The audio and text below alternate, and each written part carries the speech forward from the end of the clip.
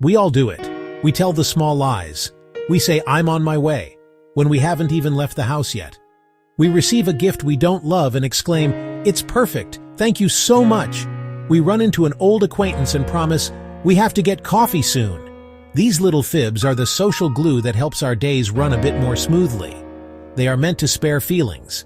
They are meant to avoid inconvenient conversations. They are meant to present a slightly more polished version of ourselves to the world.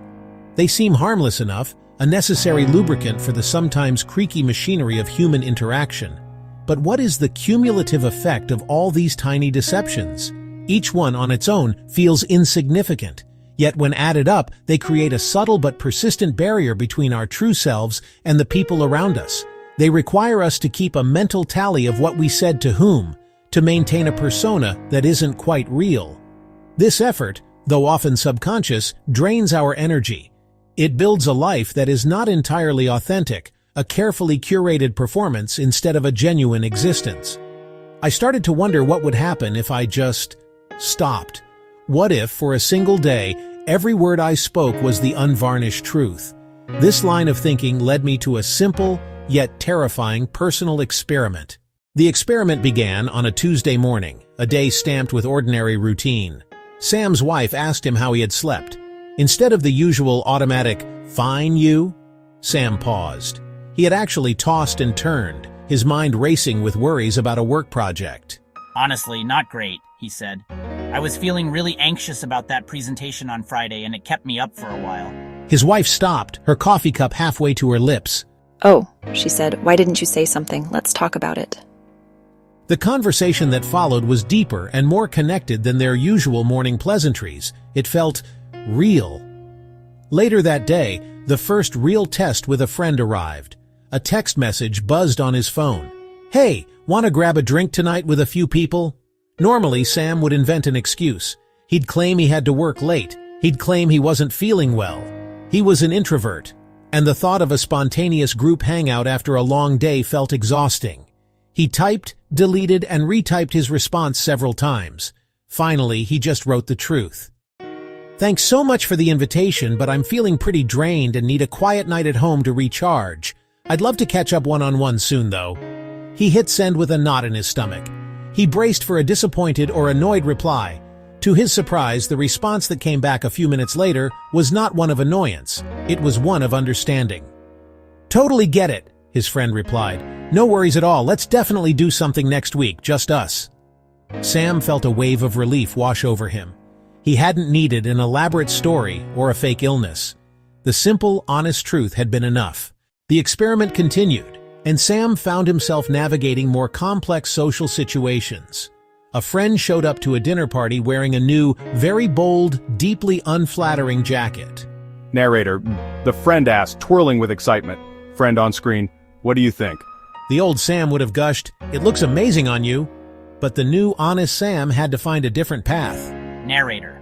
He took a breath and chose his words carefully. "Sam, on screen, that is a very bold color, and I can see how much you love it. To be completely honest, it's not a style I would personally choose, but your confidence wearing it is what really stands out." The air grew thick with a moment of stunned silence. His friend's face fell for a second, a flicker of disappointment crossing his features. Narrator, he had clearly been hoping for simple, enthusiastic validation. Friend on screen, you know, my sister said the same thing. She called it my traffic cone look, but I don't care. I feel fantastic in it. The honesty, while initially jarring, hadn't destroyed the friendship. In fact, it had opened the door to a more playful and genuine exchange. Sam's honesty was also tested with strangers. While waiting in a long line at a coffee shop, the person in front of him was speaking loudly on their phone, using coarse language that made several other customers visibly uncomfortable, including a mother with a young child who looked upset.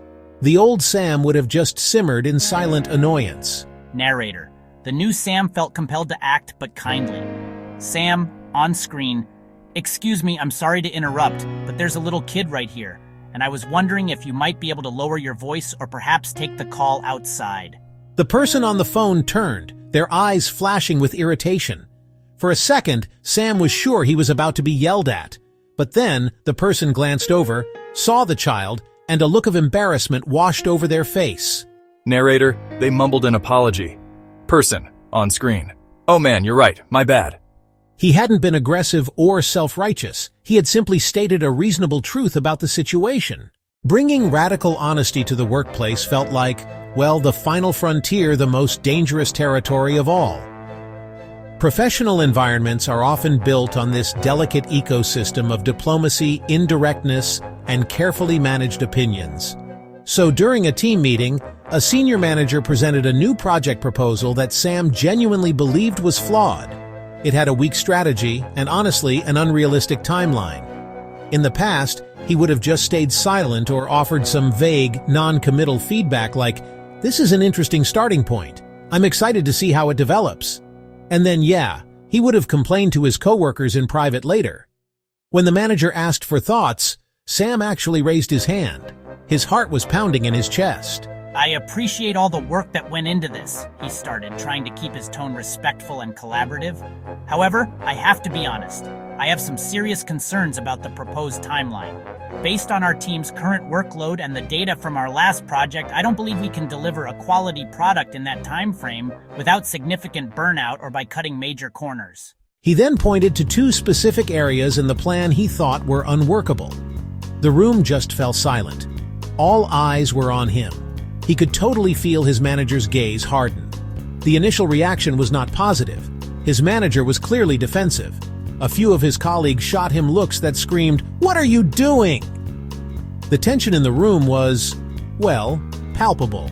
The meeting ended on an awkward note. Sam was convinced he had just committed career suicide. He spent the rest of the afternoon replaying the scene in his head, filled with regret and anxiety. He had spoken the truth, but maybe the price was just too high. He had broken the unspoken rule: don't openly challenge your superiors in front of the whole team. He braced himself for a formal reprimand or worse. But then, something unexpected happened the next day. The manager called Sam into her office. He walked in, expecting the worst. Instead, she motioned for him to sit down. "Look," she began, "I was pretty annoyed yesterday, but I went home and I looked at the numbers again and you were right. I was being too optimistic." She had a revised plan in her hand, one that incorporated his feedback and set a more realistic schedule. "I appreciate you having the courage to speak up, even if it was uncomfortable," she said. "It saved us from making a big mistake." After a week of radical honesty, Sam realized the experiment was less about telling the truth and more about learning how to tell it. Brutal, unfiltered honesty could be used as a weapon, a way to bludgeon others with one's own opinions. But that was definitely not the goal. The real reward came from pairing honesty with kindness. It meant considering the other person's feelings, choosing the right time and place, framing the truth in a way that was constructive rather than destructive. It's the difference between saying, "That jacket is ugly," and "That's not my favorite on you, but I love your confidence." This practice of kind honesty had a profound effect on his sense of self. The constant low-grade anxiety from managing small deceptions began to dissolve. He felt lighter, as if he had shed an invisible weight. His confidence grew, not because he was always right, but because he was living in alignment with his values. He no longer feared being found out because, well, there was nothing to find out. He was the same person in public as he was in private. This integration brought a deep sense of peace and wholeness he hadn't realized was missing. The reactions from others remained mixed, but Sam learned to navigate them. Some people were put off by his directness and preferred the comfort of social niceties. He had to accept that his new approach might not work for every relationship. However, for many others, his honesty was a breath of fresh air. His friends knew they could come to him for a straight answer. His wife felt a new level of intimacy and trust between them. His colleagues began to see him as a reliable and authentic leader. He was building relationships that were stronger and more resilient because they were founded on truth, not performance. Ultimately, the lesson wasn't to abandon social grace and blurt every fleeting thought. The lesson was that we often underestimate our own capacity and the capacity of others to handle the truth. Living honestly is a practice, not a destination. It requires courage, empathy, and a willingness to be vulnerable. But the reward is immense. It's the freedom that comes from showing up in the world as your authentic self, and the deep, lasting trust that can only be built when we dare to tell the truth, especially when it's hard. It's a path to more genuine connection with others and with ourselves.